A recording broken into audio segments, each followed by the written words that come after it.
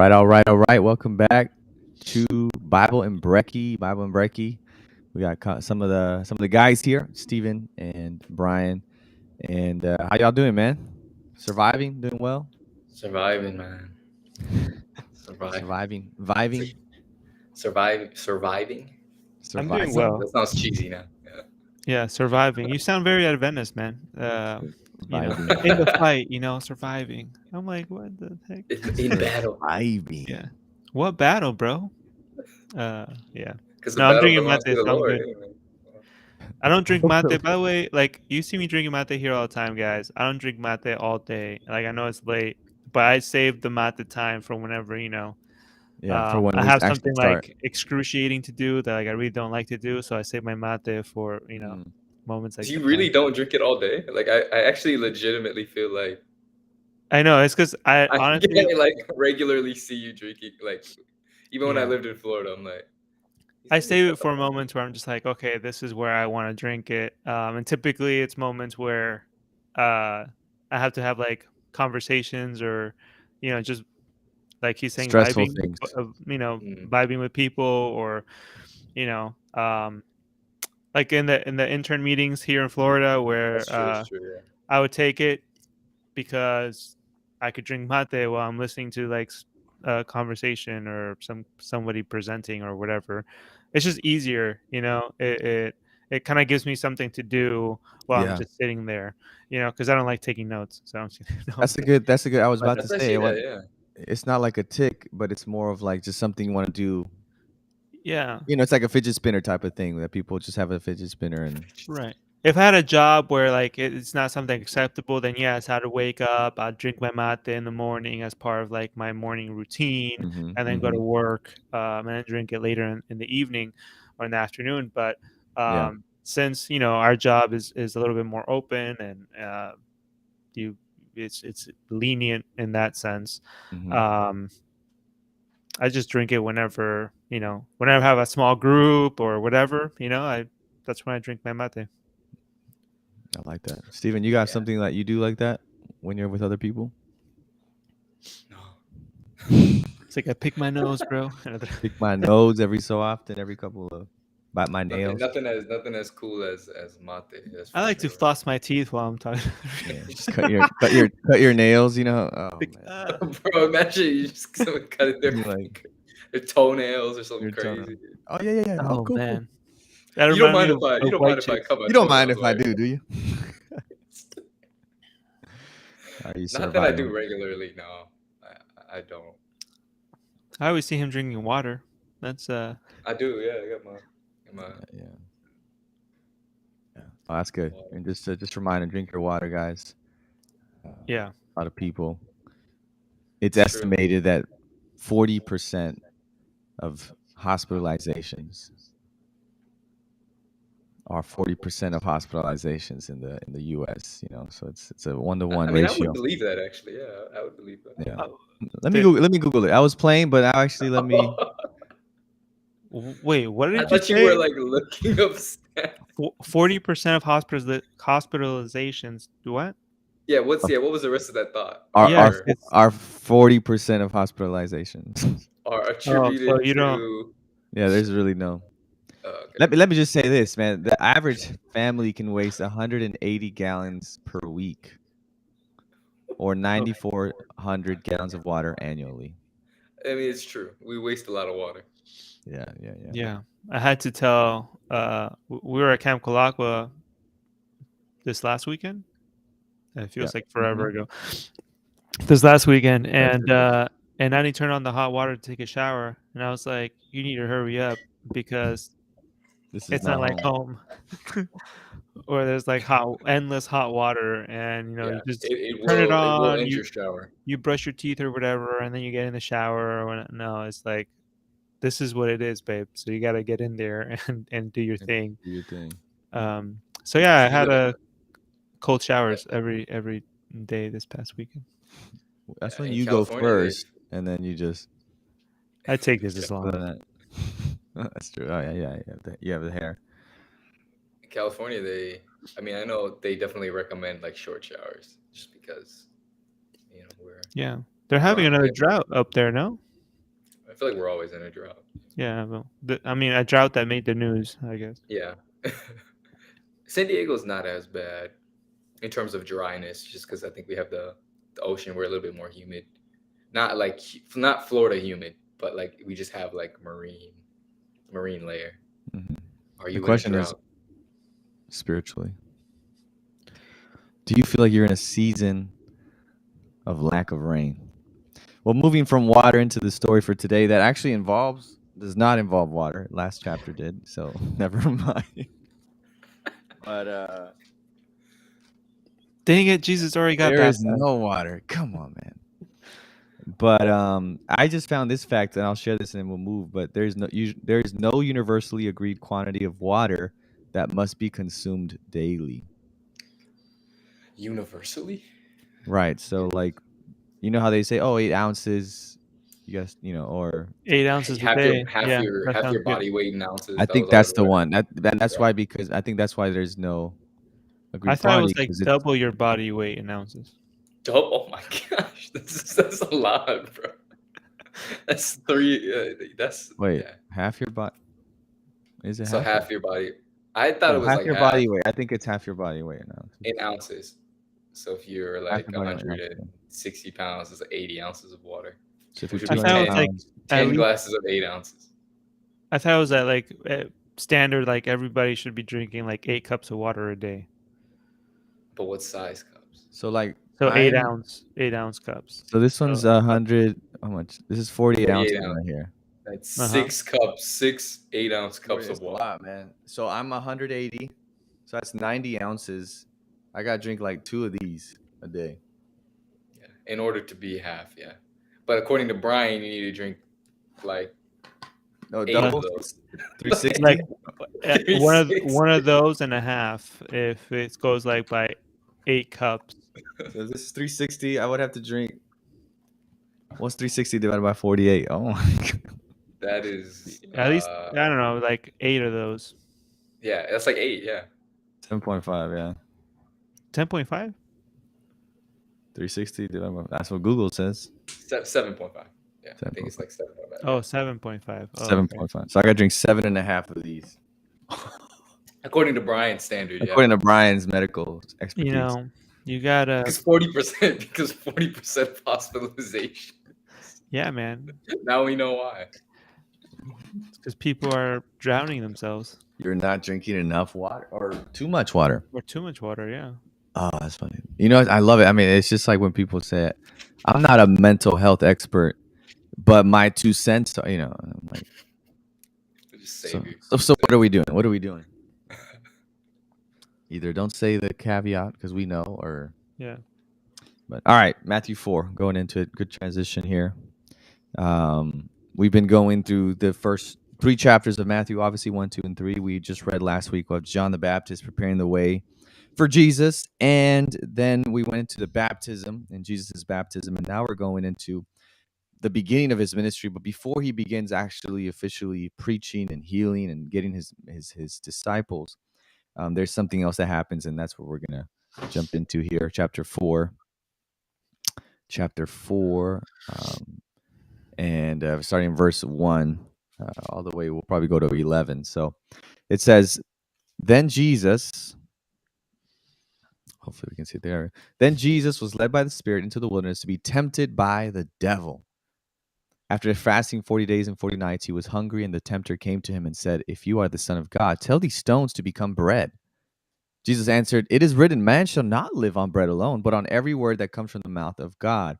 And then the devil took him to the holy city and had him stand on the highest point of the temple. And he said, if you are the Son of God, he said, throw yourself down, for it is written, he will command his angels concerning you, and they will lift you up in their hands, so that you will not strike your foot against a stone. Jesus answered, as it is also written, do not put the Lord your God to the test. Again, the devil took him into a very high mountain and showed him all the kingdoms of the world and their splendor. All this I will give you, he said, if you will bow down and worship me. Jesus said to him, away from me, Satan, for it is written, worship the Lord your God and serve him only. Then the devil left him, and the angels came and attended him.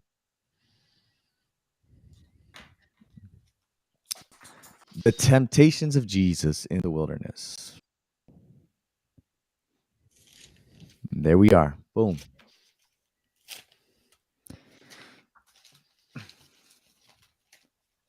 Any thoughts? Any thoughts that jump out? Questions? I mean, I feel like verse 1 already. It's just kind of, I think the wording, and I guess I just wanted to like float it up. Just like Mm-hmm. Mm-hmm. then Jesus was led up by the Spirit into the wilderness to be tempted by the devil. Like, so I mean, when you like read it initially, I guess the question is like, so did the Spirit just like set up for him to be tempted, Set them up. which Yeah. would have like some ramifications in terms of how we would understand temptation Mm. in our own life now. Um, so there's that. There's the kind of the same kind of. I feel like temptation is very similar, like in terms of what Christ went through.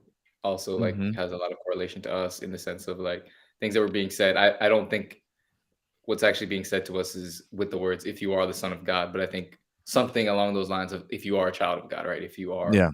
Yeah. this, like then do this, or you should be able to do this.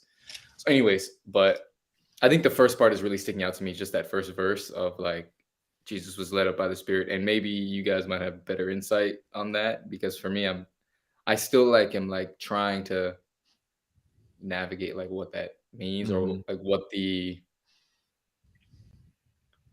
ramifications of that would be, right? Yeah. So like, okay, so like, does God lead us into temptation?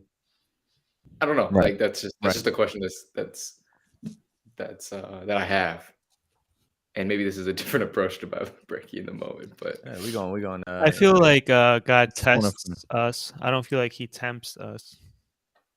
You know. Mm. yeah, So a test, like from what you're saying, maybe a test could be like being in a situation where it might be easier than not to be tempted. But I don't think like God per se would tempt us Mm-hmm. and Mm-hmm. like sending us somewhere just to be tempted. yeah, You know, that's just the my perception of things. Like I think of like the story where like and God tested Abraham, right? mhm, You see that in the Old Testament, and that's already like the way that Moses writes is like an assurance that things are going to go well because it's God who is testing, you know. Yeah. um it's God who's in control. Is you know, if you think about it as in like some kind of, I don't know, experiment or something, uh God is the guy with the lab coat, you know, and he knows exactly how everything should be managed for Mm. it to go well. But man, that's a tough thing to, you know, Yeah. to talk about because I don't know if we, well, I certainly can't, I don't feel like I have the knowledge or the experience to be able to say like, oh, you know, this is what it is, or to define how God goes Yeah. about testing or how the enemy goes about tempting. um so yeah, I wouldn't open that can of worms Yeah. because I don't know, I feel like we'd be going down like a rabbit hole, you know, like yeah, just yeah, for sure. And I um wonder. I wonder if this is like the approach of Matthew trying to reconcile what he heard from Jesus, right? So he's like, Mm, yeah, after I yeah, got baptized, I went into the wilderness, right? Because it says there, verse 2, after fasting 40 days and 40 nights, he was hungry, right? mhm. Obviously, we would be hungry after 40 minutes. Jesus is 40 days and 40 nights. And then the tempter came, right? So it seems as though even though obviously the mhm, Spirit is leading him, maybe with hey, I know this is going to happen, but we're leading you in this direction. Again, not trying to be the scholars that we're not claiming to be, but I think of Jesus just throughout his ministry, how he would always just go alone to places and really try to connect with God. And I think that was what he's attempting to do right before even going out and preaching and beginning to show his here. He's like, let me go connect with God completely, and from there draw my strength and go out. And then Satan finds it as an opportune time because he's hungry, he's weak. mm, This is the time he can go. And obviously, like Brian says, I think in the grand scheme of things, the Spirit knows what's going to happen, right? Now, the question would be, it'd be interesting, right? Did Jesus know this was going to happen after 40 days and 40 nights, right? yeah, yeah, yeah. Um, Like, there's so many. Like, I mean, like, I just was reading a couple other translations too, and like some other things. I mean, some are just like Jesus was led up by the Spirit to the wilderness, and then the devil and then showed he up. was tempted, right, Yeah, right, which right. is kind of like what you're saying. So it's interesting. I mean, I don't know. It was just was like when you read it initially, you're like, "Yo, like, did he?" like were they like all like into Were they all in in on it? cahoots? Yeah. Yeah, like were they all like, which I don't, Mhm. biblically speaking, on like a broader scope of the Bible, I don't think that that is what's happening. And Mhm. also, like, I mean, God Himself has said, like, don't think that you're being. I think there's. I think Paul writes a text where he's like, Yeah. don't think that you're being tempted by God, My right? So God, there's do like evil. Yeah, yeah. this whole God doesn't different tempt. element. But Yeah. yeah, I think is interesting because I think even as Jesus always makes it a habit to kind of step away and kind of go into the wilderness and go into these different places to kind of take a step back. And Jesus just had this like super high moment where Mhm. like he's baptized, like things are launching, and then now he's in like maybe like a low moment where he's being tempted, right? A Jesus is challenging, hungry. Yeah, yeah, yeah. yeah, a weak moment. So yeah, I don't know. It was a thought, and yeah, more than likely, probably like the the devil showed up to a place that, and I think it's probably true for us, like places that we go for safety and with the intentions of spending with Christ, like he can still show Mm. up there. I mean, I've had that moment too where you're like, oh, I'm gonna carve out this time to Mhm. actually step away to like spend moments with God, and it kind of turns into like this whole separate thing. Or we use scripture or even prayer or or moments with God, and they become like um moment, at least for me, like moments where it's not always as filling, right? It becomes more of like, oh, Mhm. like what I'm doing all these things wrong, or God is upset with me, but kind of like how your safe place can kind of Yeah. be, I don't know, be hijacked. I don't know what the right word is, but Mhm. yeah. So it was just interesting.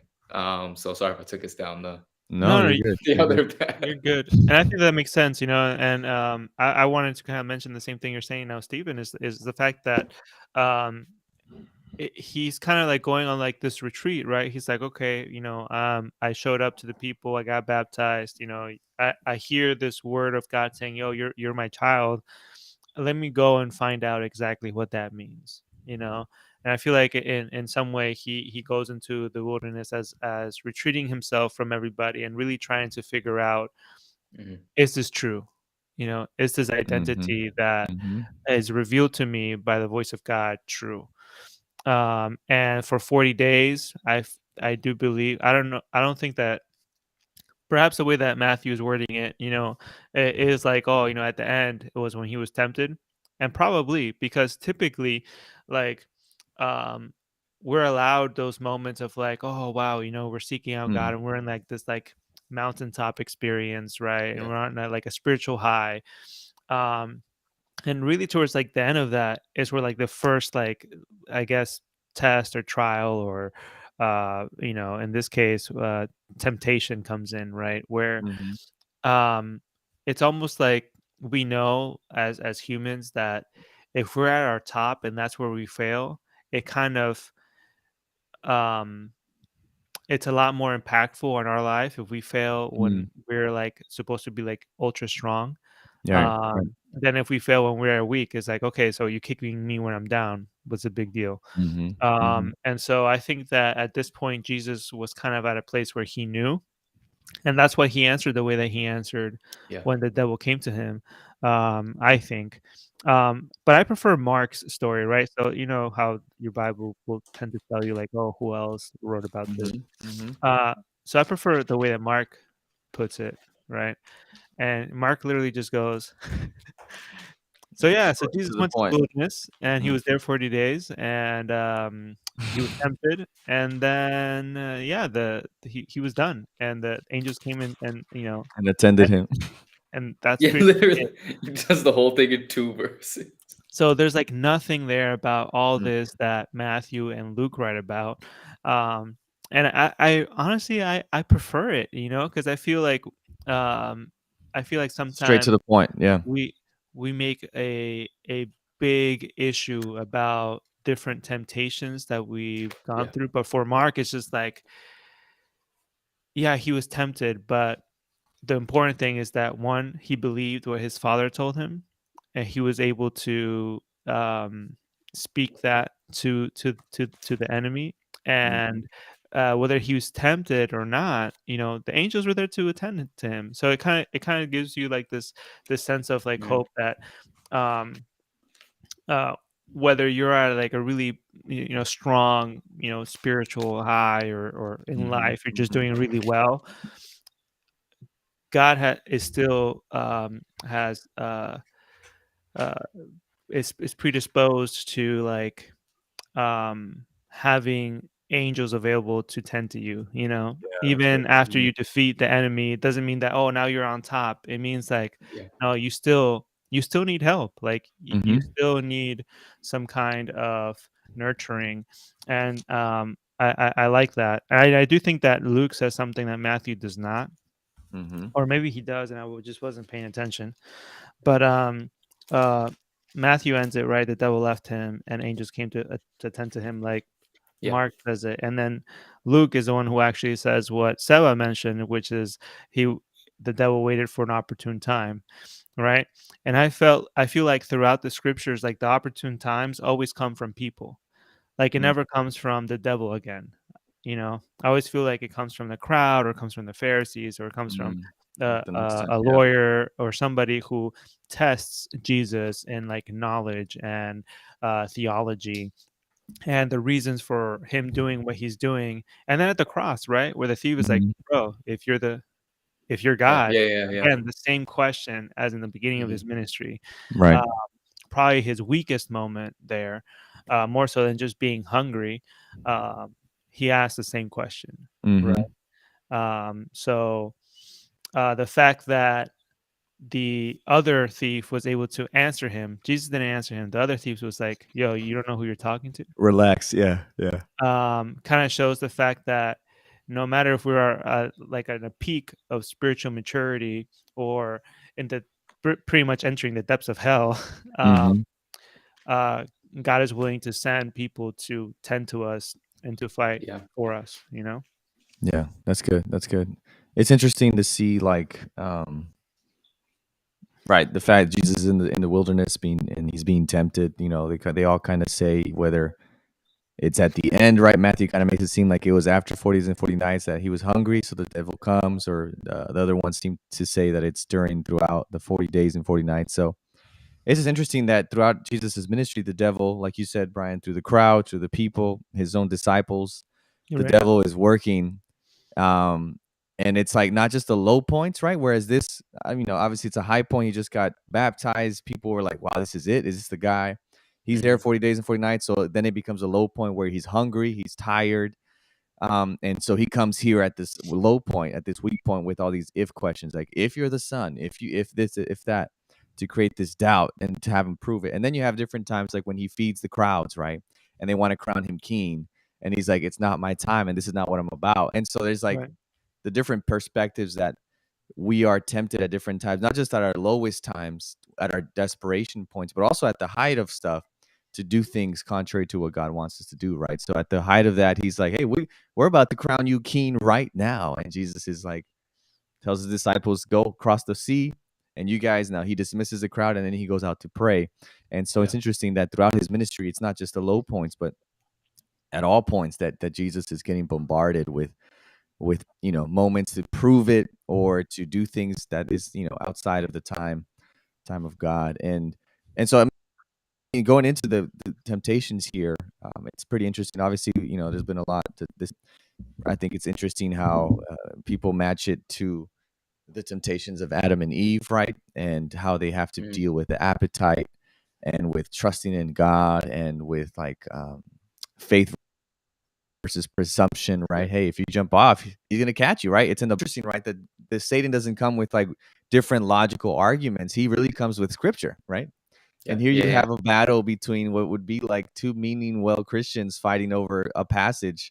And the devil's like, oh, well, the scriptures say this, and Jesus is like, actually, that's not what it means, right? Which is kind of similar to what I think many of the conversations that we have as pastors with maybe church members and whatnot, not calling our church members devils, but um, but what I'm saying, in terms of how interesting it is that you can read a text and a scripture, if you don't have, how we say in school, if you don't, a text without context is a pretext.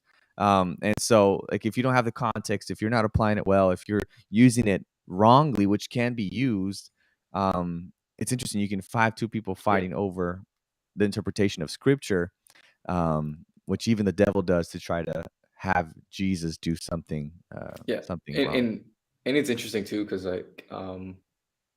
it's you really see like how scripture can kind of be used, and I mean we obviously see Mhm. that in society now, but all throughout the Bible too, and especially when Jesus was there, like, oh, the text is saying this, so doesn't it mean that, like, when he's like, if you was command these stones to loaves of bread, like, oh, Mhm. like, because you follow God, like, doesn't that mean like everything you touch is gonna be like Right. amazing now, right? Like, Right. isn't that sort of, and I think we have that mindset sometimes as Christians, like, oh, like my life should be perfect because I'm Mhm. Mhm. Christian. Oh, like I'm following, and it's so easy to sort of fall on the other side of the fence that Jesus, stays on the right side, obviously, but Mhm. it's so easy Mhm. for us to fall on the other side and be like, yeah, like I believe in you, and so why is this happening to me? Like, why Yeah. am I dealing with Yeah. these issues? Yeah. And oh yeah, like I sacrificed all this for you, God, and I can barely make rent, right? Like that's sort Right. of Like like what's going on? huge. Right. Right. Like how did we get here? And the temptation is then like, well, didn't Jesus say, like, didn't God say like this? And shouldn't that mean, and so it's so interesting, like that how That's a like great point. I like that. That's a great point. Yeah. yeah, and the other, by the way, that as you were referencing, like what Mhm. temptations it was paralleling to, the one that I was just looking up were parallels to Israel's 40 years in the wilderness. So I was like, oh, that's interesting. I never, Mhm. and I think Moses, and it also references Elijah as being somewhere for 40 days as well, and the flood 40 days, but specifically wilderness, as in the people of Israel were sent for 40 years in the wilderness. So I was like, Mhm. that's interesting. Mhm. That it does kind of, that I think there is something to be said about the wilderness. I don't know, wilderness Yeah. experience or Yeah. the wilderness moment and what comes from that. And Yeah. I do think we're led to the wilderness, yeah, by the Spirit, to kind of go back to that initial point. But I think in there is where we actually really begin to learn who God is, because it's really easy to kind of see him as this prosperity type God, or Mhm. like the God that's just gonna make, like, everything's just gonna be perfect now. Because, and I think a lot of people have that view, like the sort of vending machine idea of God, and he kind of shifts that. Yeah. Like even Yeah. Jesus is, because it would have been super easy for Jesus to just kind of flex on him, but Mhm. he chooses not to. Mhm. Yeah. Yeah. No, that's good. That's good. Um, I love that Matthew's, obviously speaking to a Jewish audience, so really trying Mhm. to everything, and it's cool, and we kind of get that out because we really aren't trained in the whole Jewish oracles and teachings and culture, right? In terms of how people in Jesus's day would have been taught, and hearing the number 40, right? Hearing my I called my son out of Egypt, hearing, different things like that, would have triggered these people to think like, oh yeah, this is the Old Testament. Yeah, yeah, yeah. And so I think it's beautiful too how Jesus now steps into the scene and really goes through the journey of Israel, as you were saying, Mhm. right? Kind of becoming like, what God's original plan was, like, okay, with I'm going to make these people be the ones that share the good news. They Yeah, failed. They went to exile. All right, I'm going to do it myself because they can't. yeah, yeah, yeah, It's the ultimate. If you want it done well, do it yourself type of thing. Well, and so Jesus yeah, steps in, and he's now succeeding where previously Adam and Eve had fallen, where Israel had fallen, and he does it in the same terms as they did, right? In times yeah. of the 40 days and 40 nights, um, which is crazy, man. And it's at these And a moments day is a year, his right? question. In the Bible. So was it 40 years and 40 days? 40 years? Um, yeah, that's good. That's good. And so he goes to through each of the temptations, and Jesus combats that, as we love to say, with an "It is written." Does the Bible say?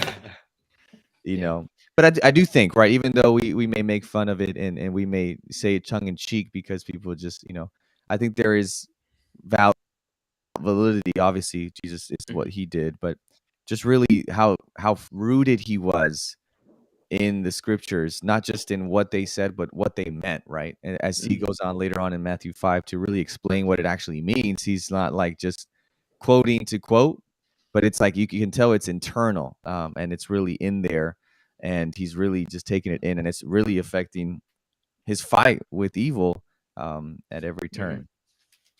And I feel like at the end of the day too, like so often in our lives, like we hold on to the Mhm. words of like people, right? Like that's just like Mhm. what we can hold on to or what we can Mhm. feel is what's going to carry us through. But you kind of see here that like in Jesus's lowest moment, he's turning to the words from God. Yeah. And I Yeah. think there is something to be said about like what that, how that is what should carry us through. And obviously that's much easier said than done. And I think like to have that perspective is challenging, but I think it does sort of point to in our lives like, oh, like there is like whose words am I valuing? Because I mean, at the end of the day, Mhm. like humans are gonna make mistakes and we're gonna falter, and there's one that hasn't. That's God. So like that's just like very like maybe Mhm. a thought process that's in my head too, like where Jesus turns to, because I think it would have been super easy for him to turn somewhere else. But yeah, like as you're saying, rooted and just grounded and like, no, this is what is written, Mhm. and this is what is declared over me. And so even though I don't fully see it right now, I'm just gonna walk in this versus what And you're saying. and he doesn't, watching The Chosen. I don't know if you guys have watched it. We've probably Yeah. talked about it, but we probably talk about it every time. But seeing how I think they do a great job of portraying the Jewish leaders, right, and just how they talk about, well, the Torah according to Rabbi so and so, right? They have their Yeah, yeah, different yeah. groups that they're so interesting, Yeah. right? That Jesus doesn't do that. Where I'm sure some people, as people do today, they're like, well, according to so and so, they believe that this tells the Yeah. text means this, right? And Jesus is like straight to the source. He's like, no, no, I don't need no rabbi. Obviously he is According to the rabbi. He's God. These are his words, but um he's very like it's according to the word. It's not according to the writings of so and so that that I believe. And So two things. I mean, one, I don't think like Jesus could have done that, because he was up against somebody who the yeah. writings of so and so. So Mhm. what? Like I'm bigger and better than that person. I'm more renowned. It's like me like trying to quote. I don't know. I don't have an example. David Asher or Ty Gibson, Arise or something. Yeah, yeah, yeah. It's like yeah, Doug me trying Batchelor. to quote like I don't know Steven to one of these prominent like speakers that's like really well known. And it doesn't matter how true what Steven says is, like the other person's like, well, I don't know who Mhm. Steven is, but like I'm bigger than Steven, kind of a Yeah, thing. yeah. Um, so I don't know how much weight that would have had with the devil, but I do feel like you also see a difference from the beginning of how God is treating Jesus and how the devil treats Jesus. um what Oh, okay. How the devil treats Jesus, like there's a lot more promises being made and something of a lot more grandeur than what God is like, yeah, go into this wilderness where there's no, nobody's habit is living in this space. That's where you're gonna go all by your lonesome. But it says here that Jesus was led by the Spirit. But then when the devil does something, it says that then the devil took him to the holy city, and then the devil took him Uh-huh. right to Oh, a very that's high good. mountain. And That's so you good. have these situations where God leads you to a certain circumstance, to a place in life, to something. He leads you, right? Um, and it's your choice whether you follow or you say, you know what, I know you're leading me this way, but I'd rather go this other route, and that's fine. But you see the difference between that and the devil, where the devil takes you. I think Mhm. there's a lot of um, and not to give the devil too much credit here, but I think that there's a lot of things in daily life that take you, right. And Mhm. I don't think those are all like things that, oh, the devil does, but it's all things that we impose upon ourselves, right, where w- um, we take ourselves away from the possibility of being led by the Spirit into places that perhaps we don't want to go. Yeah. Yeah. um, but into places that will see us grow, right? Mm. And Mhm. so I think that in this particular situation, you see where um, any other human would have wanted to be, would have wanted to be promised this, would have taken the deal. And here you have Jesus who would much rather be led and lead others than be taken and take others, without like That's good. Or take their the easy way out. decision, or their choice, and against their will. So you already Yeah, see that's good. from the earliest stages in his ministry what kind of leader Jesus was going to be, what kind of messenger he's going to be. It's one that, yeah, he's assertive, but at the same time, within that message, he gives you a choice. Um, Mhm. and within that choice, he doesn't always say like, "Oh, you're going to be damned," even though he Yeah. does have a lot of parables that kind of represent that in one way or another. But he always does so with such tact, such like Yeah, just his character so loving that Yeah. it already from the beginning shows like such a stark contrast between Yeah, his that's good. leadership style and the leadership style of humanity, right? Where Yeah. it's like, yeah, absolutely. no, we're gonna take this, no, we're Mhm. gonna do this, and just like, let's lead people to Yeah, want to do this, to that's good. yeah. So it's just totally different already from the first few verses here in chapter Yeah, 4. Yeah, man, that's good. I love that, the approach that both take, that both do. God leads versus Satan. Um, you said take, right? No, that's what the Bible says. it's It true. is It's it true. is written, Seba. Hey, hey. No, According to Brian. what I find interesting right off According of that, what I found that interesting off of that is the Jesus has just heard the voice of God saying, "This is my son," right? And he goes Yeah, into the wilderness, and one of the first question is, "If you're the son of God," right? yeah, So it's like this idea where you would want God's voice to ring again at that moment and say, "Yes, he's my son, Satan, get away." And he doesn't have that, and so Jesus literally has to act in faith and say, I believe what I experienced back there and what I heard, that Mhm. as you said, Stephen, I am the son of God, right? And we face that all the time where you have these high moments and then you're in the valley lows and you start doubting because you hear these voices creeping in. And I thought it was very interesting, right?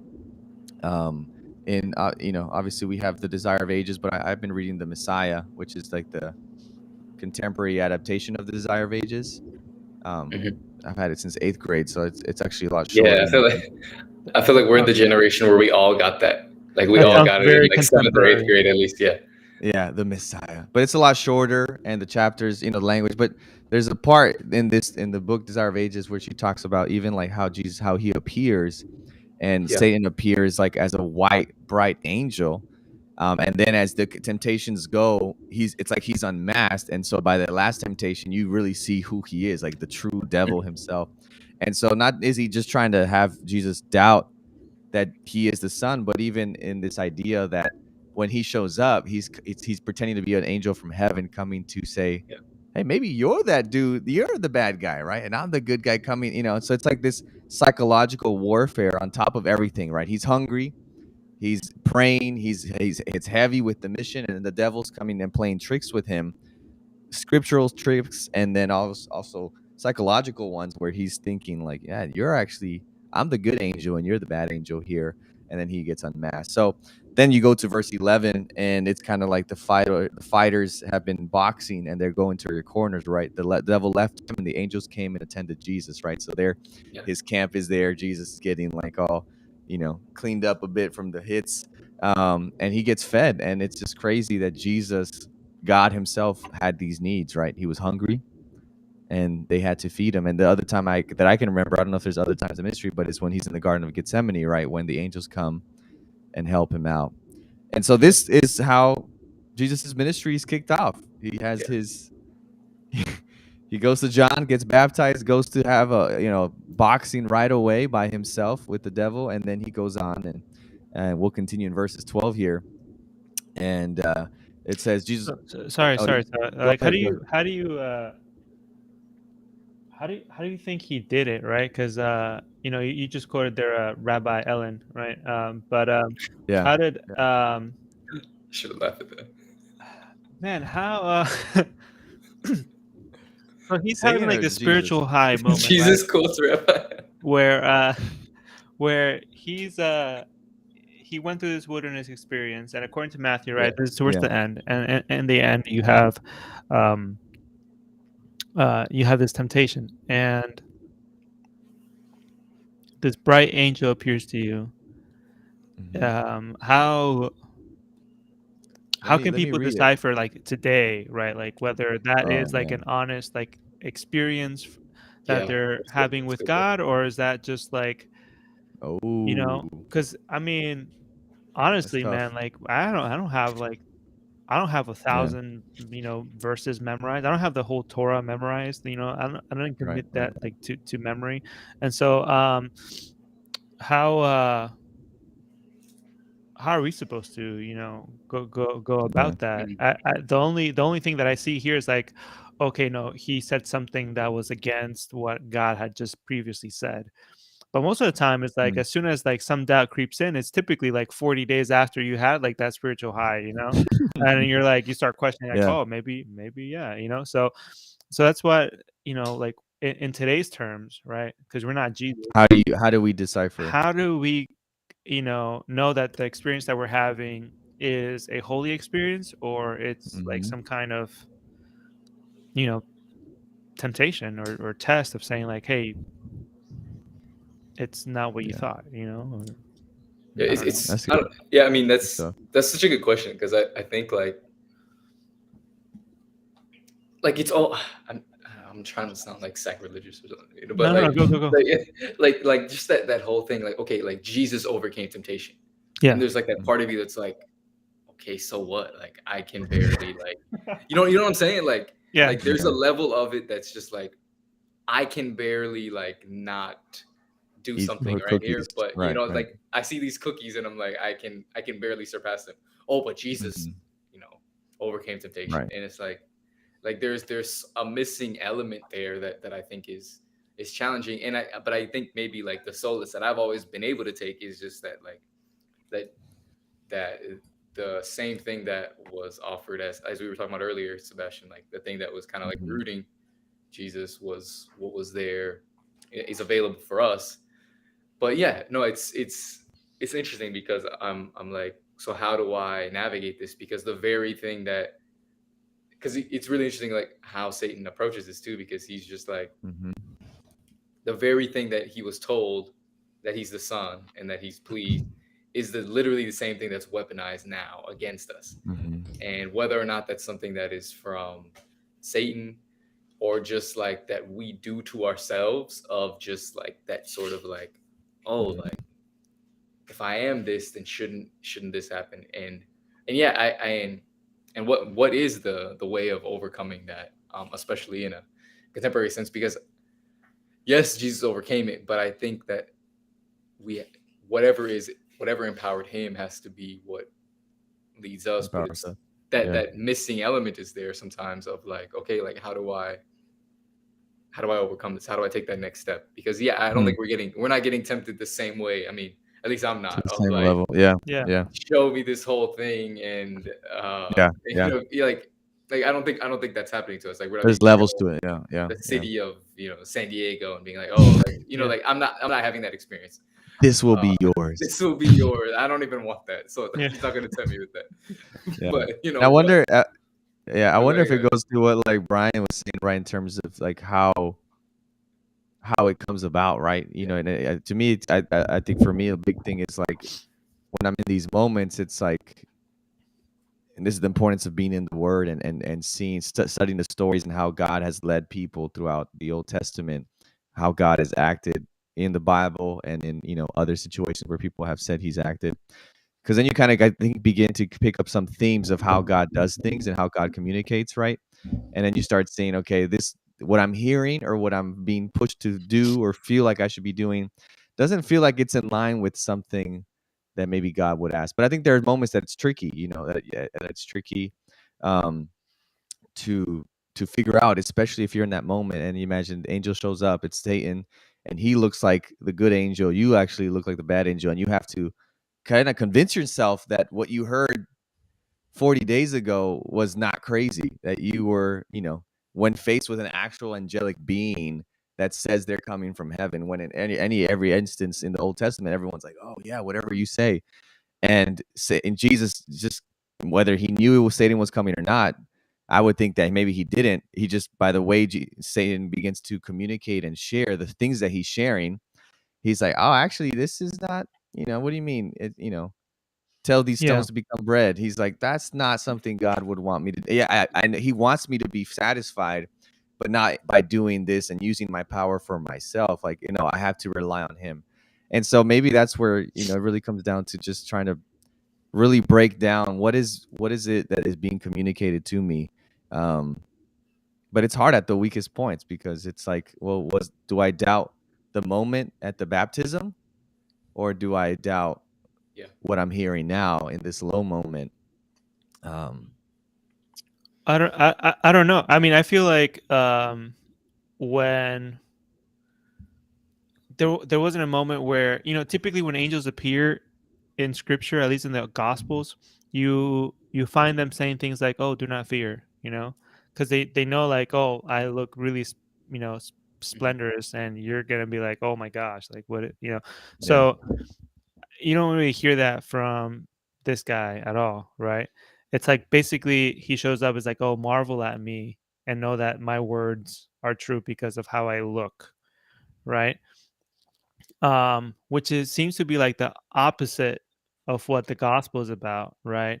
Mm-hmm. Mm-hmm. Where it's not marveling at somebody because of how they look or the words necessarily that they say, um, but it's mostly about like, okay, what their actions, right? So the fruit of their actions and their thoughts.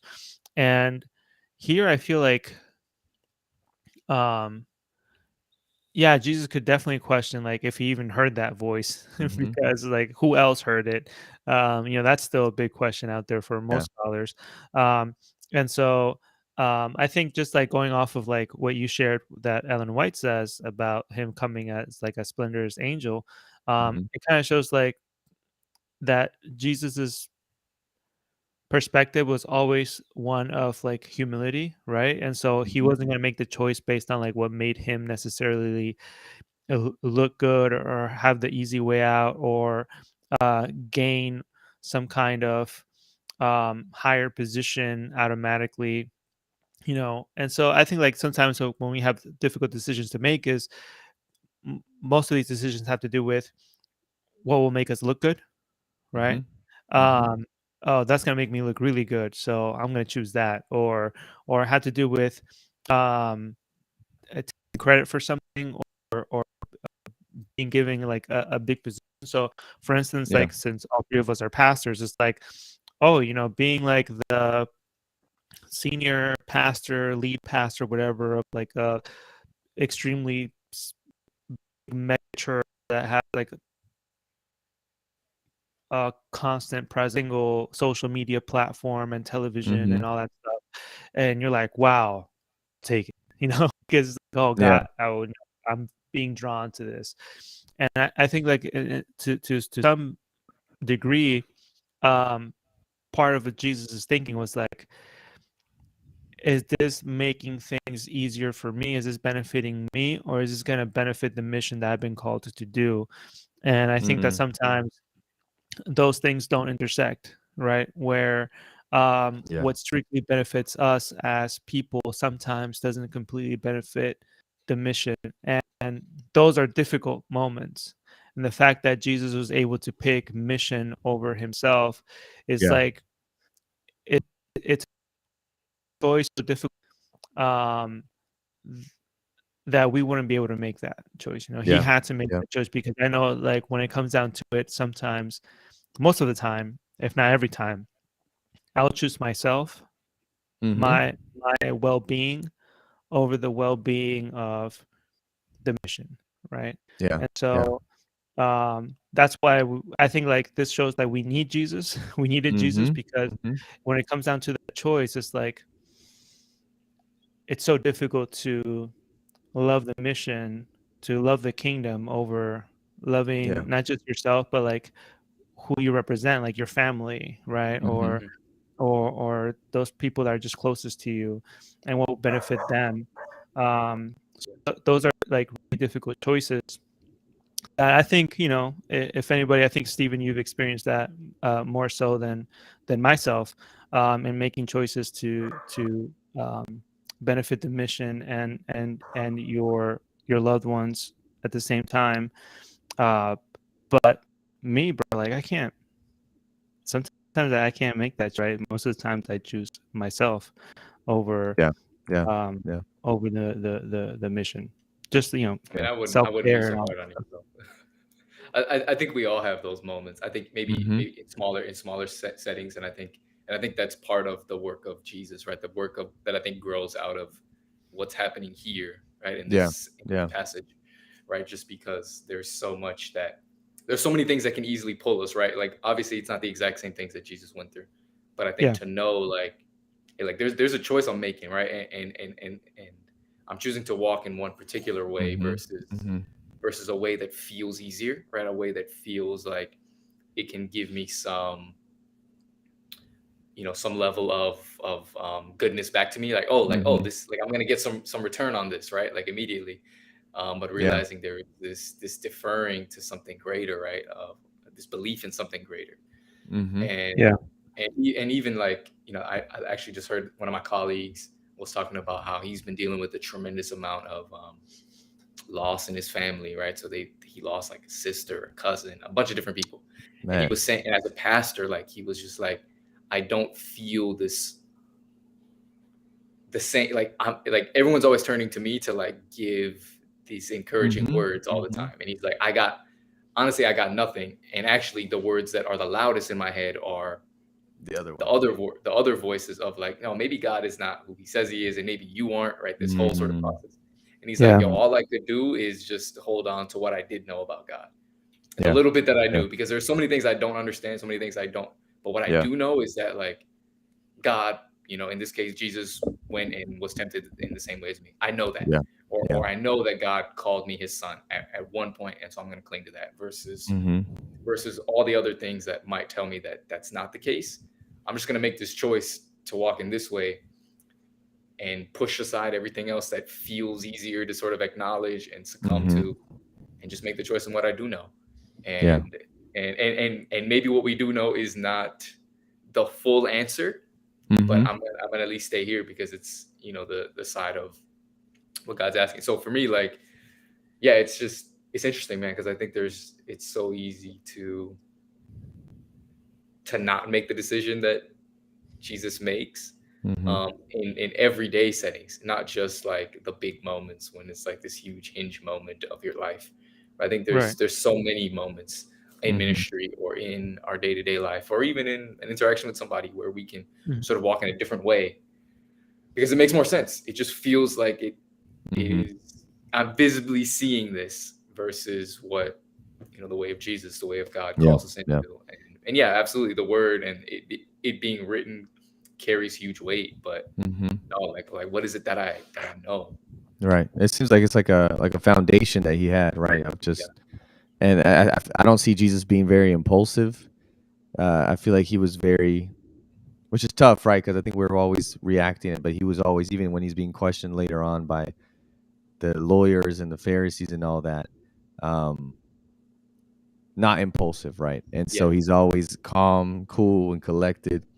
But one thing that I think gives me hope is that Jesus was Jesus. The reason Jesus was faithful is because we can't be, and we aren't. yeah, And so, like you were saying, Stephen, the same power that Jesus had, right, in connection with the Spirit, in that dedication to knowing the Scriptures and spending time with God, is the same power we can tap into right now. We're not Jesus, and so we do definitely desperately need that, and that power that gets us going. And but I think it's a tough journey, right? Each context and each decision is you have to take it uniquely, right? And that's why every more you can't just rely on like you reading the Bible a year ago and saying, okay, I'm good for the year. Like this has to yeah. be a daily thing, because I'm sure if we could look back to when we started working as pastors, when we started going to school for theology, a lot of our thoughts, a lot of our um, maybe not the core beliefs, but a lot of the things that we believe in that we stand on have morphed and changed Thank God. thankfully, right? In light of what we've seen, what we've experienced, what we've learned, Yeah. right? What God has shown us through our own lives and through the scriptures. And so Mhm. it's just like this living, real thing. Yeah. But I think it's taken case by case, like you're saying, like you guys were saying, right? You can come with a promotion, and you may want it, and it's like that's might be like the flesh in you that's like, I need that, I deserved it, I worked hard. Whereas Jesus would be like, no, I'll be exalted when it's time. I'm just going to continue to humble myself and serve myself because I'm focused more on the mission and people rather than on myself, right? Not that it's bad to be in high positions, but I think at the core you have to figure out what is at the core of those voices that we're hearing. What is it that they're what is it that they're what the angle that they're coming from, and is it in line with what we know God to be or who God to be? Is it in line with the character of love, a character that is, like you were saying, Brian, that leads, that doesn't force, it's not forced, it leads, and it's there's free will involved, and there's choice involved, and there's love involved, and grace. Is this word that I'm hearing in line with that, or is it more of a word for me to, oh, let me do it for myself? Yeah, I'm gonna turn this rock into, I'm gonna just, but it's tough. I mean, you think of even like something, just moving across the country, picking up a new job, changing careers, going to school for something, saying yes to a promotion or to a movement, or moving or something. It's tough situations, right? And where maybe, yeah, God is like, anywhere you go, I'll bless, and you'll be good. Sometimes there's a yes and no, so I think it's a tough, Yeah, can be and tough I to think that's figure probably out. why Jesus says later on, like that whole thing about counting the cost and that whole sort of element of Hmm. oh, just understand like the Think it decisions you're through. making. Hmm. And actually too is, I know we haven't even got past verse 11, but even in verse 12, like this whole Yeah. thing happens in the wilderness.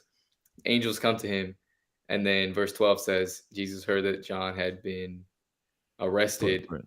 and he immediately goes back. Like he just like, oh, I'm just gonna pull back and go back to Galilee and just Go, kind of whoop. like, oh, like he just, and I would imagine he goes back into like, because what Drew is used a lot Hmm. in surrounding Jesus. Like there was a level of like, oh, I was gonna go here, maybe I was gonna move in this way, But this but is I not the right, yeah. recognize like I need to. The time hasn't come yet. I mean, or this is not the moment, or like I'm supposed to go here versus somewhere else. Whereas like like there were so many. I mean, or even like when people are looking for Jesus and he's just like he withdraws to lonely He's places. gone. He's in the He just desert. He's in continues the to like. desert. So I think there's something to be said about that whole moment of Hmm.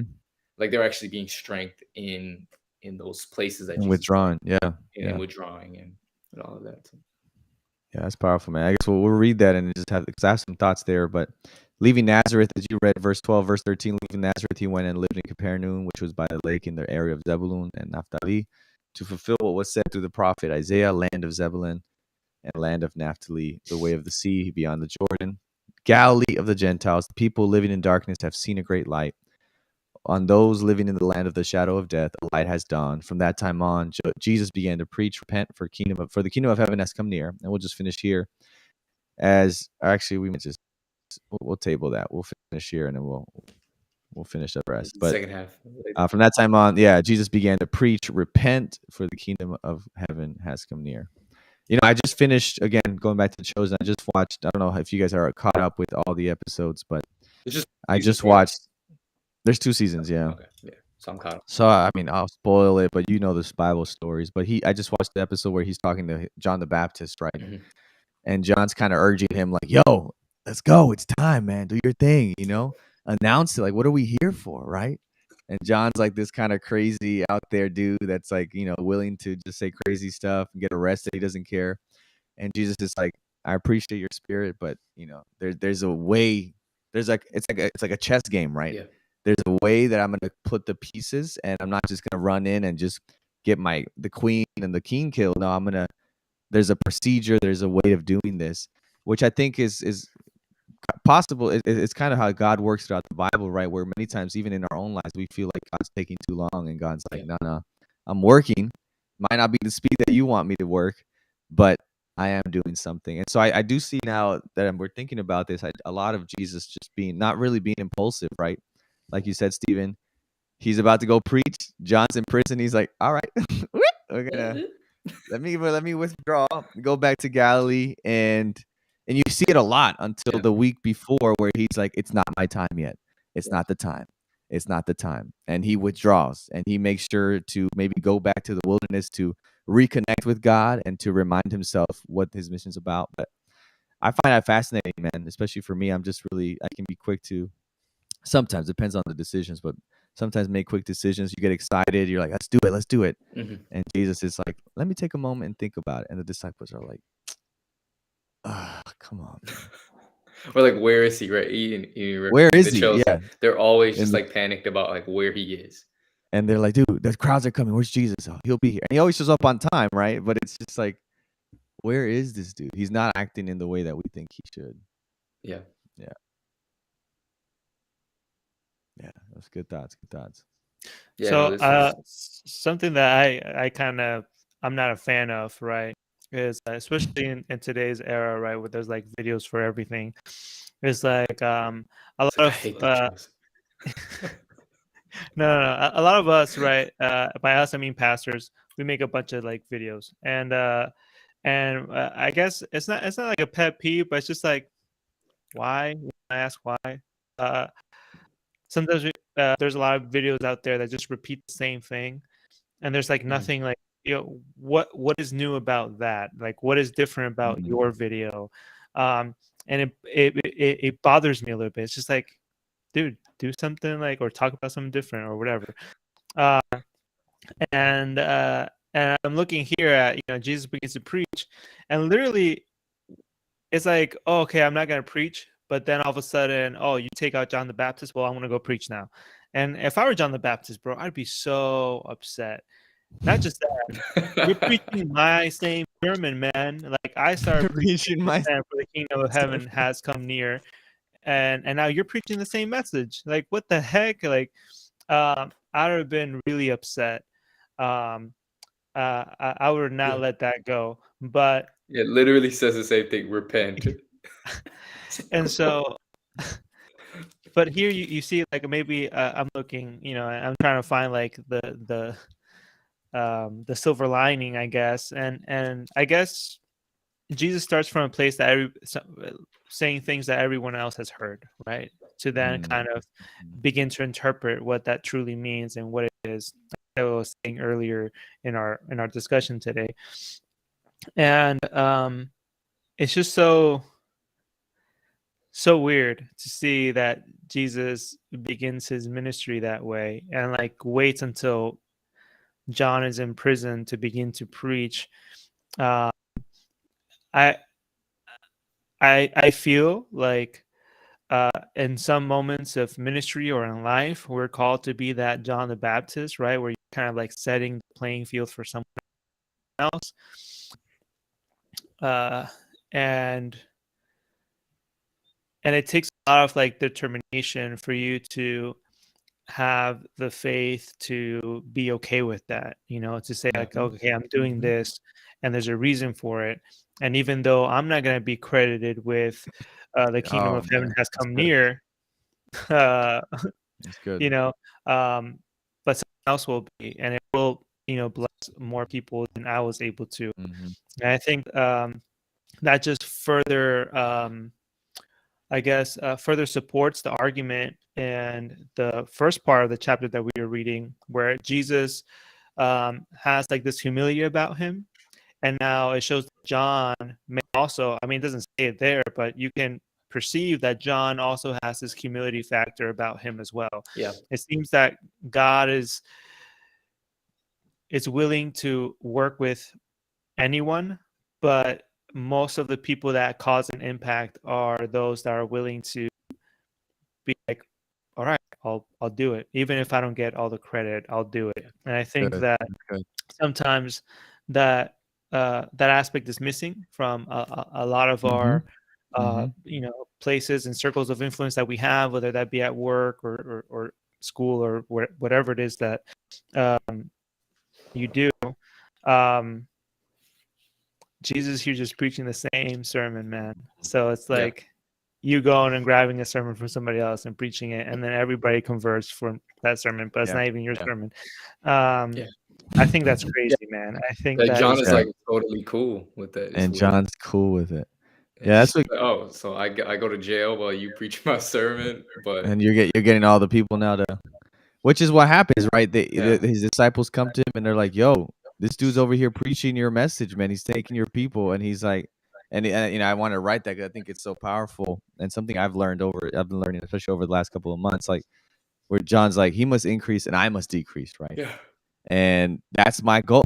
He's like, hey, Mhm. when the groom is here, you got to go and you celebrate and you're gonna, it's all about him, right? And it's such a humble thing for John to have and be able to do. And I think it's a reminder for us, especially in ministry, but anybody in their work, right? Um, I think especially us pastors, there's gonna be a lot of times where you don't finish to see, you don't see the fruit of your labor. You don't see it completely. And you may be moved or go to a different place and someone else comes in, as Solomon says, right? You work your whole Yeah. life and you die and someone else enjoys what you worked for, right? All the money, right? And so I think the same thing in ministry happens. And can we confidently say, like John, and be in a tough spot like John the Baptist in Mhm. prison and say, nah, it's okay. This is part of Yeah. the plan. Like And it wasn't for nothing, right? Because I it think wasn't it's so exactly easy to kind of be like, oh, like all my work is is in vain. undermined, but Right. he doesn't even let his ego come into it, man, which is crazy. It's His crazy, ego man. is not tied to it at all. It's crazy. That's crazy. Yeah, I want to find where he says that, man. That's powerful. That's a good point. Yeah, it's John 3. John 3. John 3, 22 to 30. Oh, right after John. Yeah. Yeah.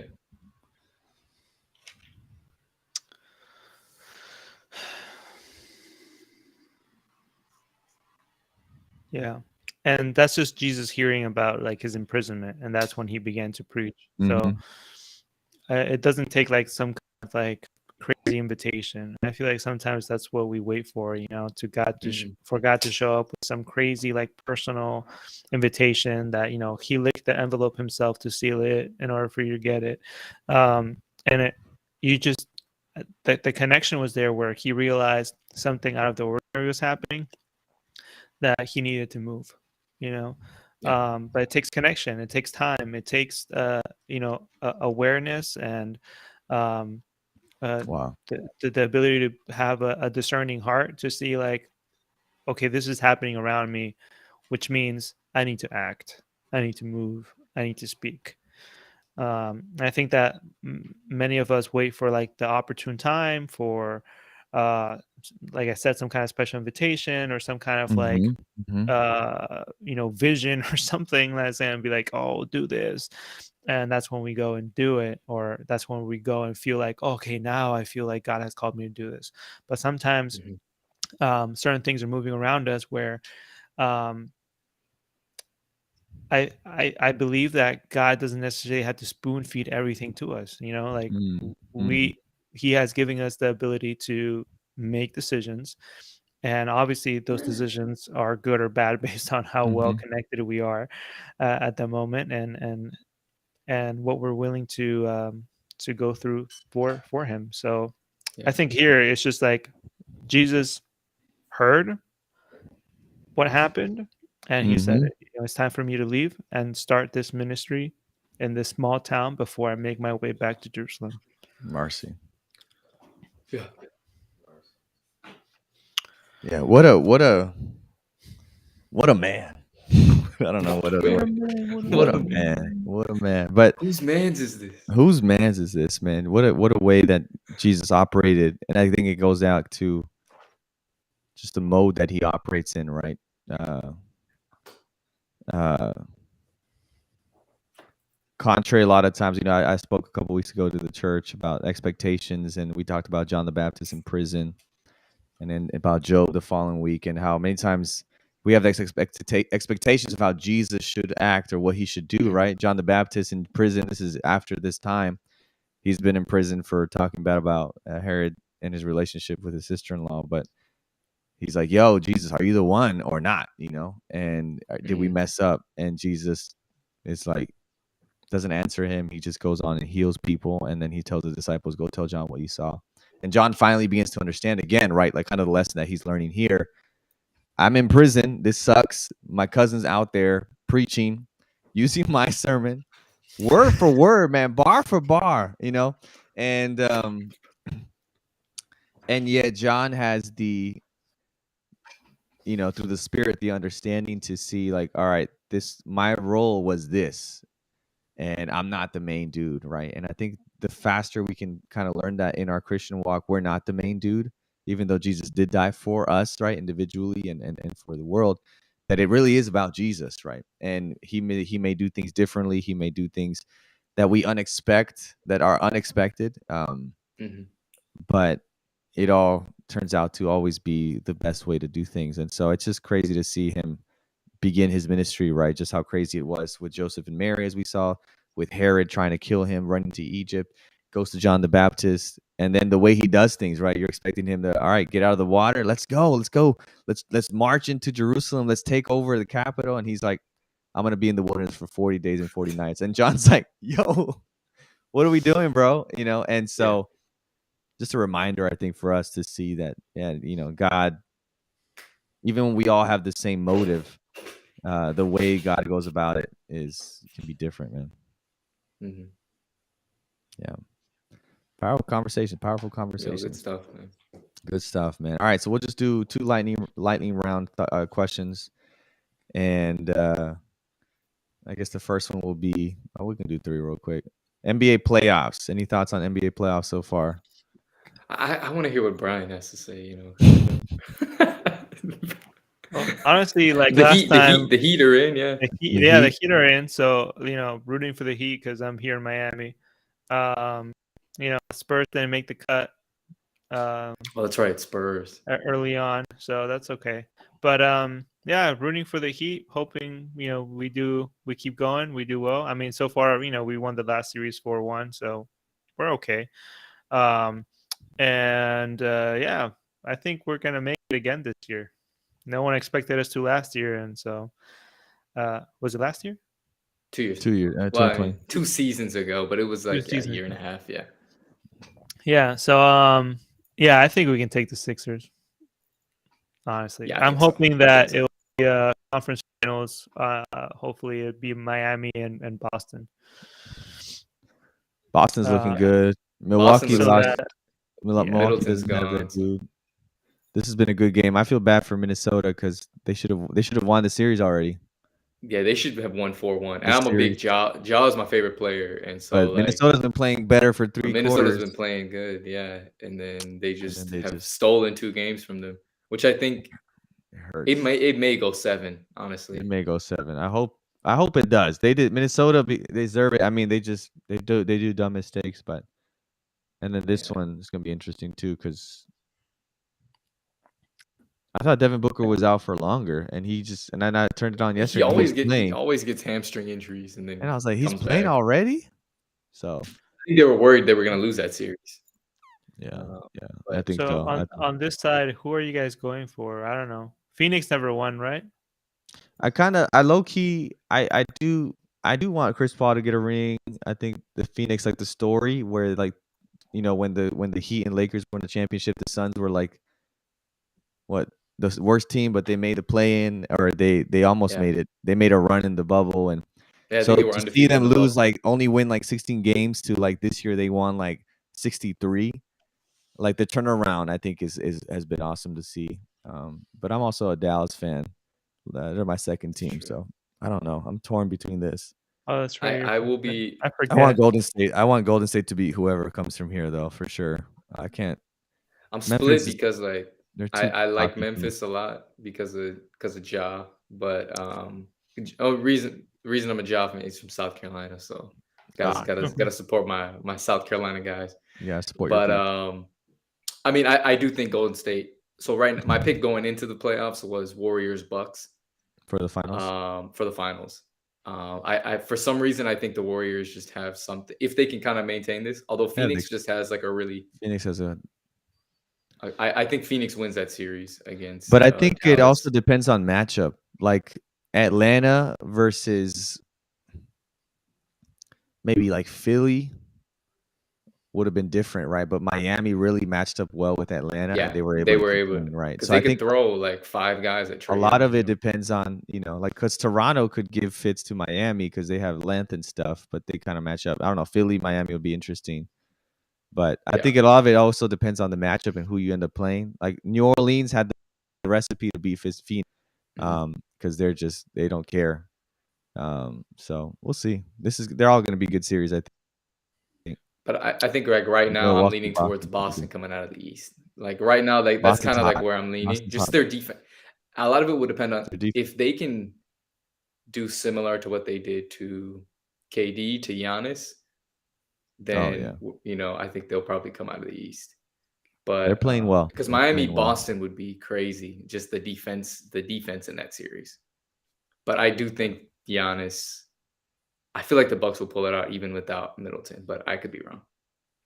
Yeah, Been wrong before. I don't really like the Would be Golden the State first. Warriors, so I think like they have phenomenal players. Not total respect for them. I just don't like. It's just me being a hater. That's it. That's all. It is what it is. I'm just glad the Nets sweep, bro. The sweep. They won just as many playoff games as the Lakers. 0. Yikes. 0. Yeah, they did. And the Lakers weren't even in the playoffs. I almost would rather not make the playoffs and get swept the way they did. Yeah. All right, what about Champions League? Man, I was so upset, bro, when Liverpool won 2-0, especially the first goal being an own goal. I feel like they could have kept that net at 0 if they wouldn't have. They could have, scored. Yeah. And I think that was their plan the whole time, was like 0-0 draw, try to beat and then them when we get home, let's try to win it. Now it's tough. It's a tough one now. Because they played a really good game. I mean, Liverpool just dominated the whole game, but the other, the Villarreal, did a really good job playing against them. And I don't know if they have a shot, seeing that they're two goals down. 2-0. I don't mathematically. I don't think so. But I think that I'm hopeful.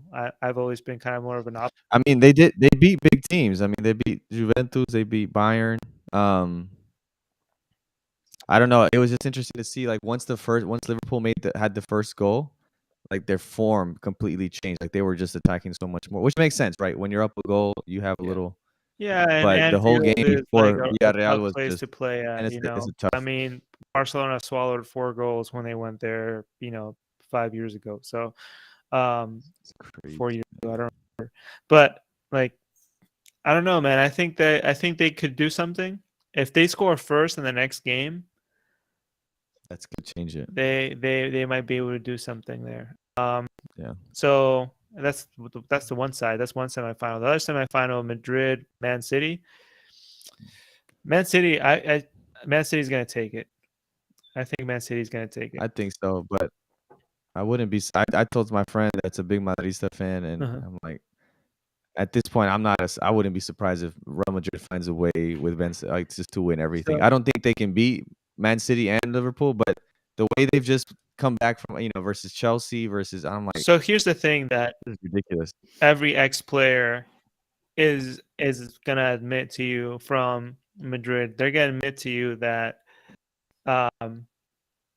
Madrid, the way they play, sucks, and that obviously, like in any sport, you have a little bit of luck, but in soccer, luck plays like a big part of like what happens, because literally anything can happen. And so far, the way that they've advanced through these different stages hasn't really been on their own merit as much as the other team making some kind of mistake or one of these things like that just happens once in a lifetime. So a lot of luck involved. I don't think that they're going to be that lucky against Man City. So for clarity, they play again, right? They play 2? They play twice? They play in Madrid the next game. So they're playing in front of their home fans. It's a tough crowd, I get it. But Madrid fans, you shush them up real quick. As soon as they're losing, they shut up. That was the whole. What was the last bracket? Who Madrid play? Chelsea. Chelsea. Yeah. I think.